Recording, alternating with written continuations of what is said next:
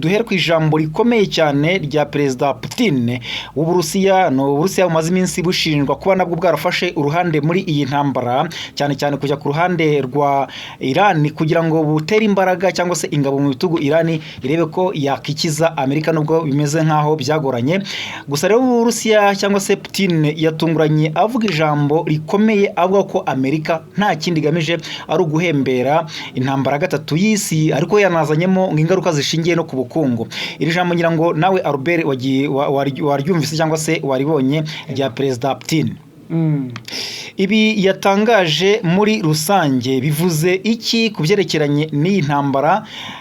Ese yashatse kubihuza na politike cyangwa se n'iki cy'ubukungu yitsagaho, cyangwa bamwe n'abavuga bati ni uruhande rwa Iran ruri kugaragaza gutsindwa, bityo bagashakisha impamvu Amerika yavana ikirenge hano muri Iran. Abandi bakavuga bati koko biranagaragara yuko hari ingaruka Amerika iri guteza ku buryo byanahembera intambara gatatu y'isi yose. Ibi wowe wabivugaho iki bwana Albert? Urakoze cyane rero bwana Isaac. Mu by'ukuri urebye igihugu cy'Uburusiya nacyo cyatangiye kugaragaza inzara zacyo kizikura ahantu cyari cyarazitsimbye, kubera ko intambara nibuze ubu ngubu igeze mu mahina, kubera ko intambara ikirimo igikomeye cyane Leta Zunze za Amerika ndetse n'igihugu cya Israel igihe bacucagiraga ibisasu bikomeye cyane hariya ku gihugu cya Iran, bica abasirikari, bica abayobozi bakomeye, basenya ibikorwa remezo, umufiririzo hariya mu gihugu cya Iran. Mu by'ukuri igihugu cy'Uburusiya nta kintu cyavuze kugeza kuri uyu munsi wa none. Leta Zunze za Amerika ziri kuvuga ko zatsinze intambara, nyamara ku rundi ruhande tukabona igihugu cya Israel kikiri kuvuga yuko kikiri maso, kikiri hejuru hariya y'igihugu cya Iran, kandi bagicunze buri muntu wese usa nka hari threat cyangwa se ari ikibi hariya muri Middle East wese ko bagomba kumurimbura bakamwica. Yego, warabibonye yuko ejo hashize mu marira menshi cyane abanya-Iran biriwe bari gushyingura. Nyuma yo gushyingura wabonye misile zimeze nk'imvura boherezaga mu buryo bw'amabagaje. Nimvuga amabagaje wumve yuko ari nk'ama package, bafataga package imwe nibuze mu munota umwe ikatwara ibisasu nka 200, indi gatwara ibisasu nka 200, kandi bakoresheje na misile ziremereye cyane zo mu bwoko bwa Class. Ubwo misile ngo bwa Class ni misile ubundi zikunze kuraswa n'imbunda nini ziremereza zishinze ku modoka, cyangwa se zigatwarwa n'indege, zagira mu kirere zikazirasa, za misile zigashwanyuka. Zamara gushwanyuka harimo izindi misile ntoya cyangwa andi mabombe matoya agera ahantu agomba kugera agashwanyagurika. Ubwo arabibonye ibyo ngibyo byose. Bivuze ngo Uburusiya rero kano kanya buri kubona ko Leta Zunze za Amerika zitagishishikajwe cyane n'intambara yo kurasa. Intambara kurasa bayirekeye Abayahudi cyangwa se kira gihugu cya Yerusalemu. Nicyo bayirekeye urugamba rwo kurasa, kubera ko n'ubundi basanzwe bafite buriya buryo irirakoranabuhanga ryabo ryo kurasa uwo bashaka. Uwo bakeneye akaruwe barasa, uwo badakeneye bakamwihorera, bakagenda babatoratora mpaka babamaze. Uburusiya rero bwabonye yuko Leta Zunze Ubumwe za Amerika ziri guteza ibindi byago biremereye cyane, kubera yuko noneho intambara ntabwo ikiri ya yindi y'amasasu, ahubwo igiye kuba intambara y'ubukungu bwana Isaac. Bo banatanze n'ibimenyetso Putin bavuga bati inzira ya peteroli cyangwa se uriya muhorahoro munsi warafunzwe. Ni ihungabana rikomeye cyane, kuko nkuko nawe wagiye ubisobanura mu nkuru zacu, ufite 20% y'ibyambu hirya no hino ku isi bikomoka kuri peteroli n'ibindi. Hanyuma akaba bagaragaza ibiciro bya peteroli byarazamutse hejuru ya 30%. Uburusiya rero bukaba buvuga yuko ibi ngibi byateye igihombo gikomeye cyane cyane kubirebana n'ingufu. Iyo tuvuze ingufu nyine no kuvuga ibikomoka kuri peteroli n'ibindi bitandukanye byerekeranye n'amashanyarazi, byose byasubiye hasi cyane, ku buryo ubona yuko ari ikibazo gikomeye cyane, ku buryo byakerekeza mu guhungabana k'ubukungu bw'isi kurusha nuko bimeze uyu munsi. Izi ngero batanga nizifite ireme bwana Isaac. Ntago wenda abantu benshi bari kubibona neza icyo Uburusiya buri gushaka kuvuga. Ni ukuvuga ngo Leta Zunze za Amerika zagaragaje yuko ari igihugu gifite imbaraga, etat puissant, gifite ingufu, bararemereye, barakora icyo bashaka, bararasa, bafite amadrone, bafite indege n'ikoranabuhanga. Ariko hari ikindi kintu bari gushaka kwereka igihugu cy'Uburusiya ko bashobora kugikanda. Igihugu cya Iran cyabwiye Leta Zunze za Amerika yuko uriya muyoboro, iriya nzira y'amazi ya Hormuz ntago bayifunze, ahubwo bayibaniye ku bantu bose batari inshuti za Iran ariko abandi bose b'inshuti za Iran bemere kuhanyura. Akwambwa rero ko ibyo bintu bibanza binumvikane neza. Hari abantu bagenda basobanura ku by'iyi ntambara bavuga ko umuhora Hormuz ufunze. Muri make ntabwo ufunze. Ntabwo uriya muhora ufunze. Ni ukuvuga ngo Iran yawufungiye ku banzi bawo, ku bya bihugu by'inshuti zo ku ruhande rwa Amerika. Yego, Leta Zunze za Amerika, inshuti zabo Israel. Ni nayo mpamvu uri kubona Donald Trump ari kwiyambaza natati ubundi bavuze NATO wumva Ubudage, wumva Ubwongereza, wumva za Turki, wumva Ufaransa n'ibindi bihugu byose biremereye byose bikanga, kubera ko Israel yamaze gushyiraho nako igihugu cya Iran cyashyizeho mbarigo kiravuga ati uyu muhora nugumye ukoreshwe, iyi nzira y'amazi nikoreshwe. Ariko baragiye bafata ibisasu binini cyane by'amamine babishyira munsi y'amazi, hasi mu nyanja, mu mazi. Bafata indege z'amadrone bazishyira hejuru mu kirere, bivuze ngo ubwato ubwo ari bwo bwose butemerewe n'igihugu cya Iran bwose bashobora kuburasa. Icyo ni kimwe. Iran yese ifatira mbarigo igihugu cya Amerika, bakivuga ko mutagomba kongera gukoresha uyu muhora utambutsa ibi bikomoka kuri petroli. Ibyo ngibyo kandi birakunda biranimakazwa, kuko nta bwato na butoya bwa Amerika, bwa Israel cyangwa ubwo ari bwo bwose bwagaragaje yuko Iran ari ikibi buri kunyura hariya hantu. Bivuze ngo iriya nzira iri kogogwa n'ibihugu by'inshuti za Iran, harimo Uburusiya, Ubushinwa bukunda no kwanyura cyane, biriya bihugu bindi bigiye bitandukanye za Misiri ndetse n'ahandi. Noneho uyu munsi uyu munsi Vladimir Putin muri conference yagaragaje ikintu gikomeye cyane, ni nko kongera umunyu mu bibembe. Yavuze uti Banyamerika, ibintu murimo bishobora guteza ikibazo gikomeye cyane, harimo nk'intambara ya gatatu y'isi. Mwateye igihugu cya Iran, ubu ngubu Iran iri gufunga cyangwa se iri kubangamira uriya muyoboro wo mu mazi wambuswa ibicuruzwa hafi 20%. Ubu ibiciro ku isi bimaze kuzamukaho inshuro 30%. Yego, nyine y'ibiciro ku isi y'ibintu izamuka ry'ibiribwa n'ibindi byose ku isi bimaze kuzamukaho 30%. Noneho nawe ahita avuga uti natwe dushobora kubana no gufunga ibintu twoherezaga hanze y'Uburusiya. Niba Abanyamerika na Israel mudakunze isi, mwikunze mwebwe ubwanyu, mukagenda mugatera igihugu cya Iran cyatangaga ibikomoka kuri petroli 20%, sibyo? Byose bikajya hanze y'igihugu cya Iran. None mwarangiza mukavuga ngo n'ubundi ngo Uburusiya ngo karaka kabo bari bafite yari amavuta yabo ngo bazagunya bayohereze mu Burayi. Ngira ngo mubwire yuko guhera mbere ya 2021 Leta Zunze Ubumwe za Amerika ndetse n'Uburayi nibo bakonsomaga cyane ibikomoka kuri petroli bituruka hariya mu Burusiya. Bivuze ngo Uburusiya bavuga ati ibyo muri kwiryamo mwikazamo, sibyo? Mushaka kurimbura igihugu mukirasa mucyangiriza ibintu, mwarangiza mukavuga ngo twebwe Uburusiya tuzabaha petroli yacu n'ibikomoka kuri no, natwe tugiye kubifunga. Bitewe nuko uyu munsi wa none Donald Trump yasabye ubufasha, abusaba OTAN, abusaba Ubuyapani, asaba Ubushinwa, bose bamuhurwa amenyo baramuseka baramunyega ngo warasaze. Rero Israel yabwiye igihugu cya Amerika, babwira Donald Trump, don't worry, waradufashije abantu bose badutereranye, udufasha kwikiza iki gihugu cy'abanzi cyari cyaramaze igihe kirekire cyane kivuga yuko urupfu kuri Amerika, urupfu ku bakunzi ba hehe. None natwe tugiye kukwereka icyo tugufasha. Igihugu cya Israel kiri gushaka gufungura uriya muyoboro wo mu mazi wa Hormuz. Barashe ku ngufu zabo za gaze na essence hariya, uruganda runini cyane pe. Barashe ku ngufu z'amavuta ari ahantu ku buryo bukomeye cyane, kandi nibuze hariya ahantu niho hari hatunze iriya Middle East, especially muri Qatar.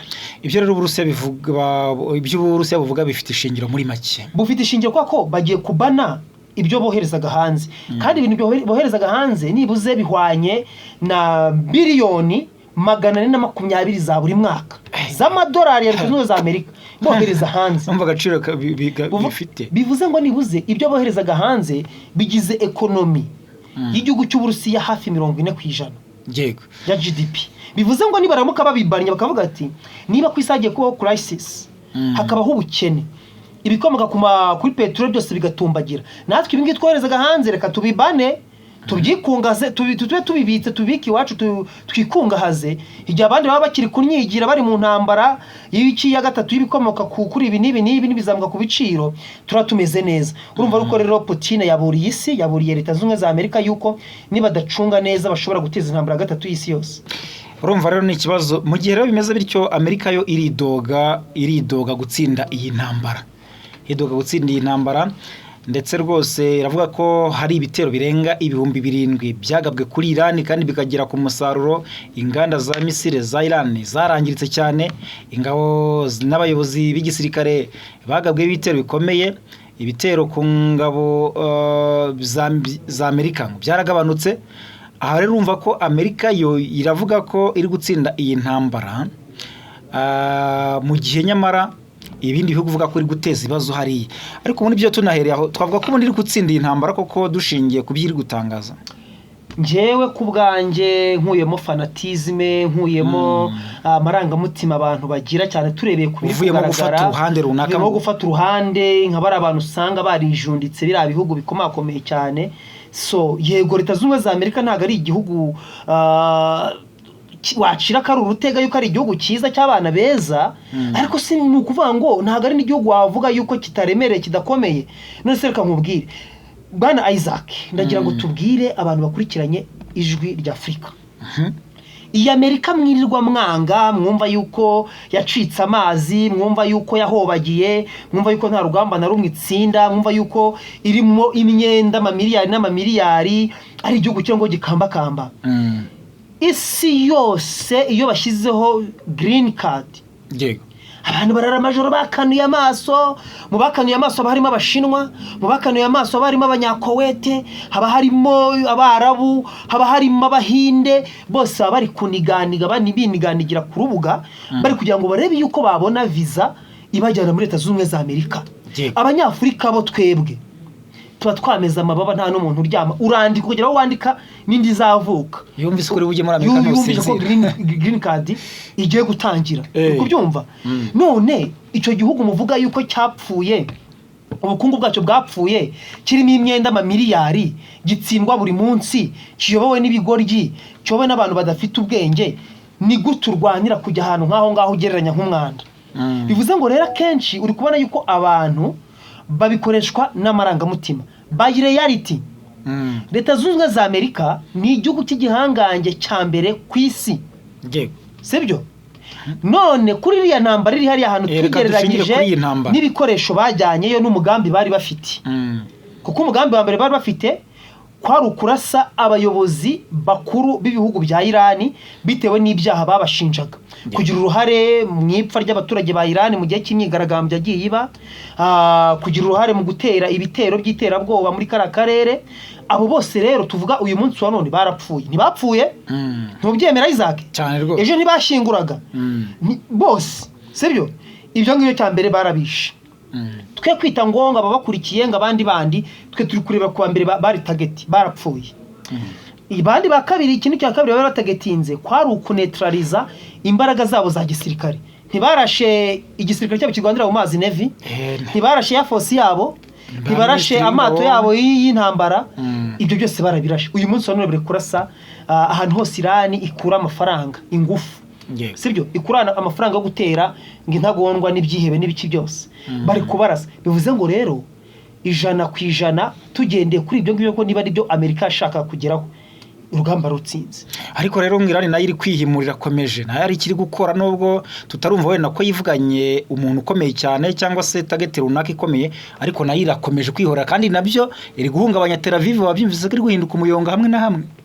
Bariya n'Abaperisi ni ubwami bw'Abaperisi, kuva kera hose bwahoze bukomeye, ni indwanyi zizwi, ni indwanyi zizwi cyane, sibyo? Bariya abantu rero kandi tujye twibuka, wenda twibuke n'ibihe bya mbere. Hari ikiganiro turaza gukorana na Apotre Mutabazi, araza kubagezaho byinshi cyane mu mateka yaranze ziriya empire, ubwami bw'Abaperisi ndetse n'ubwami bw'Abaromani. Ni ibintu byarwanye cyane rubaragica. Ubwami bw'Abaromani mwabonaga yuko bwari bwiganjemo biriya bihugu by'i Burayi. Abaperisi bari bariya, uzi ko aribo bantu bagerageje no kubohora abanyayisiraheli bari barafunzwe barajyatwawe bunyago n'ubwami bw'i Babuloni kwa Nebukadinezari barabatwaye imyaka irenga 70 birirwa babakinira ku mubyimba. Ubwami bwa perezida bwagiye kubakurayo burabazana bo batayi wabo barabantu rero n'indwanyi barakomeye cyane kandi bafite ideology ikomeye. Ni ukuvuga ngo ubuyobozi bwabo bwubatse ku buryo buri cumulatively, sibyo? Ni ukuvuga ngo bugabanyijemo buri departement yose igigira ubuyobozi bugiye bwiye cumulating. Niba urashe uyu nguyu, niba urashe uyu number 1, nubundi ni ukuvuga ngo ngewe nkanjye wenda wize ikoranabuhanga nize soft engineering, ni ukuvuga ngo tugira ikintu bita iyo dufite amasava tugira primary server, tukagira secondary cyangwa tukagira na replica. Ni ukuvuga ngo ibiri kuri iyi seriveri tutuma ko kanya bita bigaragara no kwindi seriveri. Bivuga ngo ni seriveri ebyiri zifite ibintu bimwe. Ngira ngo n'abantu bakora ibyitangazamakuru barabizi.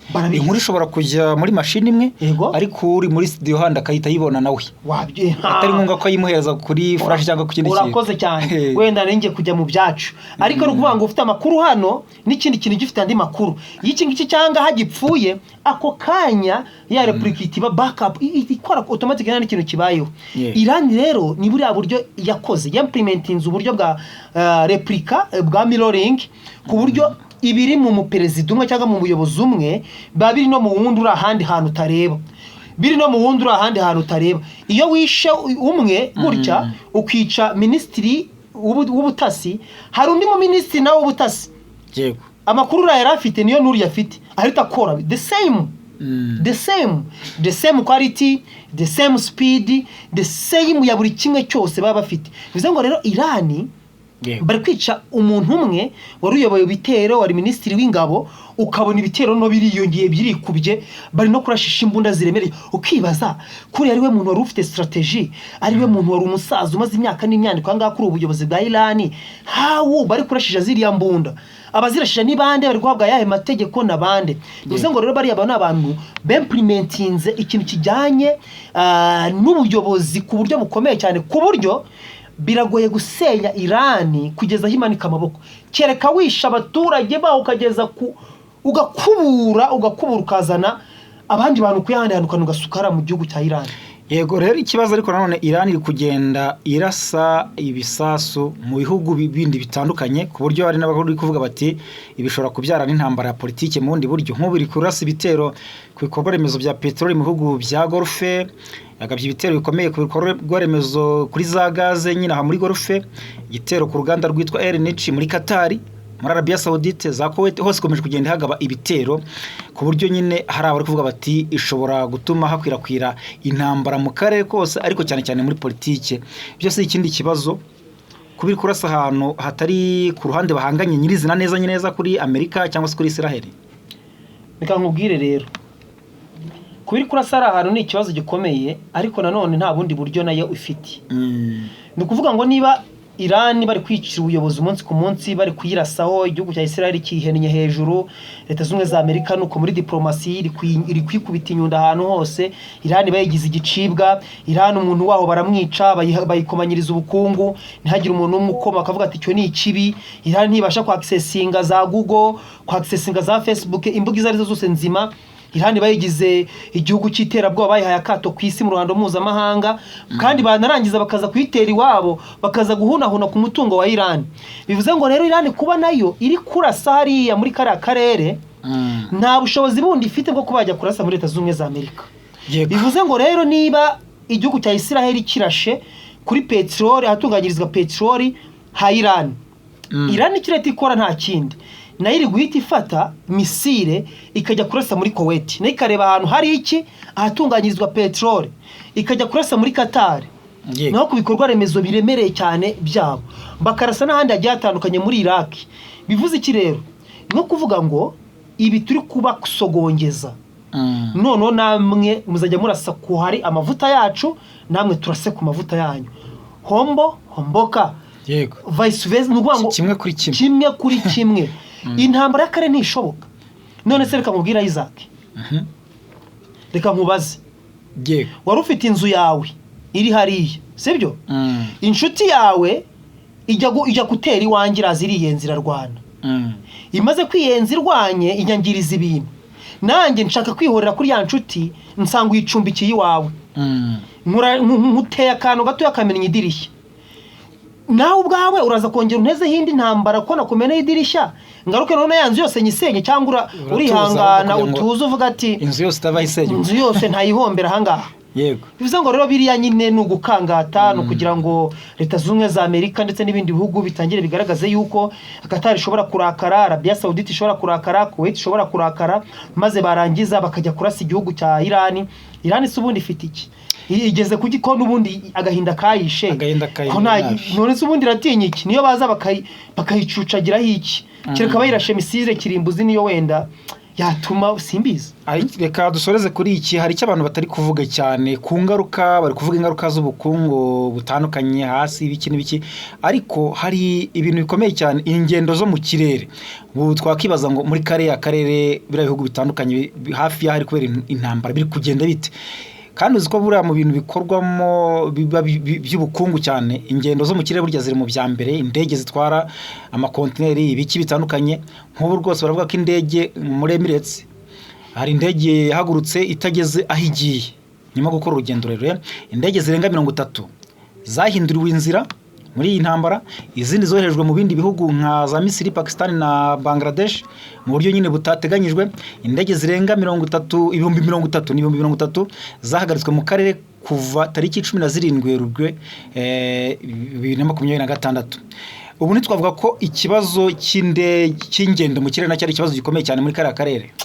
Reka nkubwire bwana Isaac, ni ikibazo gikomeye pe, ni ikibazo gikomeye cyane cyane ku bihugu byinshi cyane byagiriraga ingendo hari ahantu ndetse byanashakiraga amaramuko, kuko buriya za Qatar niho hantu hambere hari urujya n'uruza, zira airport zabo zirakora. Ese bwana Isaac, wari uzi neza yuko Leta Zunze Ubumwe za Amerika ziri kungukira muri iyi ntambara zashoje kuri Iran? Zo zishobora kungukiramo ahubwo. Leta Zunze Ubumwe za Amerika, ibihugu by'Uburayi biri kukura kavagari k'amafaranga muri iriya ntambara iri hariya muri Middle East. Mutigutere. Ibihugu by'Ubushinwa n'Abarusiya bari guhomba. Uri kubyumva? Ati gute? Buriya umutungo wose nibo waba wejeje imirima yuzuye ibigori, bakakwima inzira yo kugira ngo bigeze ku bashaka kubirya, bya bigori birakuborana cyangwa ntagire, ukajya ubireba ukajya ubiraramo ukabyiseguramo ukabihekenya ukagira gute, ariko ntagire ikintu bikumarira. Igihugu cy'Uburusiya mu minsi yashize kuri iriya ntambara ya Ukraine bagishize mu bihano bikomeye cyane. Kimwe mu bihano bikomeye bagihanishije ni ukugikura muri Swift, kugikura ku ikoranabuhanga rya Swift ibihugu bikoresha kugira ngo bihahirane. Niba ugiye kugura essence mu Burusiya, uri kumva, ukoresha amafaranga y'iwanyu agaca muri system ya Swift, bakayatranslatingamo hariya ukagenda bakakwishyura. Bagikuye barakibaninze, bivuze ngo ntabwo wabasha kugurayo petrol. Kugura petrol ibanza guca mu Bushinwa, yamara guca mu Bushinwa ikabona kujya handi, kandi Ubushinwa buyigura kuri make, ndetse ikajya no mu Burayi. Uri kubyumva? Ibindi bihugu bindi bisanzwe kuyibonaho ni ibibazo bikomeye. Barangije Arabia Saudite, za Qatar, za Emirati, nazo nizo zintu za producingaga petrol, ndetse n'igihugu cya Iran nacyo babitezaho intambara. Ntago Qatar yabasha gucuruza kandi bari kuyirasaho umunsi ku munsi, nta ndege iri kuguruka nk'uko uri kubivuga. Ntago Emirati nayo yagenza gutya uko biri kugenda, za Kuwait nuko. Bivuze ngo bose nta numwe uri gucuruza muri uyu munsi. Iran ntiri gucuruza, uri kubyumva? Hari gucuruza Abanyamerika n'ibihugu by'i Burayi buri gusupplyinga intwaro n'ibikoresho na systeme za gisirikari muri biriya bihugu byo mu burasirazuba bwo hagati muri Middle East. Uri kubyumva? Bari kuzanira intwaro Qatar ati nimufate nimwikingire, dore ibingibi nibyo birabarinda ibi bisasu kugira ngo bibangize, bakazigura kayabo k'amafaranga. Bari kongera amasezerano, gusinya amasezerano na Leta Zunze Ubumwe za Amerika kugira ngo zibongerere umutekano, zibarindire ibitero. Biriya bisasu ama interceptor ya detecting ibisasu mu kirere, amaradari arahenze cyane kurusha ubugunguru bwa petroli. Uri kubyumva? Abanyamerika bari kubigurisha biriya bihugu. Reba ko ufite ririya soko ryose ry'Abarabu, bararifite, bararinize, bararinwegirije kubera ko bamaze kubereka yuko umwanzi wabo ari Iran. Kandi koko nibyo. Ati dore n'ibimenyetso ari kubarasa. None nimutagura ubwirinzi bwacu, nimutagura izi satellites zacu ngo zijye zibaha amakuru, dore muzapfa. Ibigi byose muri kubaka, iyi miturirwa y'inzu, ibibuga by'indege muri kubaka, nta kintu bizabamarira. Bivuze ngo rero Amerika Uburayi buri kugurisha indege, buri kugurisha amadrone, buri kugurisha intwaro ndetse na misile balistike n'izindi muri biriya bihugu by'Abarabu hariya muri Middle East. Bafite isoko rinini, nyamara igihugu cya Iran ntabwo kiri kugurisha, n'umuhora wayo cyacishirizagamo ibintu nawo wagiye ugabanuka. Uburusiya ntiburi kugurisha, ntiburi no gukura ibintu hariya cyane. Ubushinwa nuko urumva yuko rero iyi ntambara nta ntambara nimwe abanyamerika bajyamo gutyo mu bintu by'imikino gutyo, haba harimo inyungu kuko ntago Amerika iyobowe n'umuntu. Ndagira ngo tubivuge nkuko bivuga, ntago Amerika iyobowe na Donald Trump ujya hariya ngo hello ngo good morning, no. Amerika iyobowe na system. Yego, reka dusoreza aya amakuru yacu muri rusange. Tubabwire tuti muri comment mutwandikire mutubwire muti intambara murayibona mute mwebwe, murabona ishobora kuvamo intambara gatatu y'isi yose cyangwa se murabona bino bintu bigana hehe, ubundi mutubwire. Reka tubashimire cyane, ndagushimiye cyane Albert. Urakoze cyane bwana Isaac.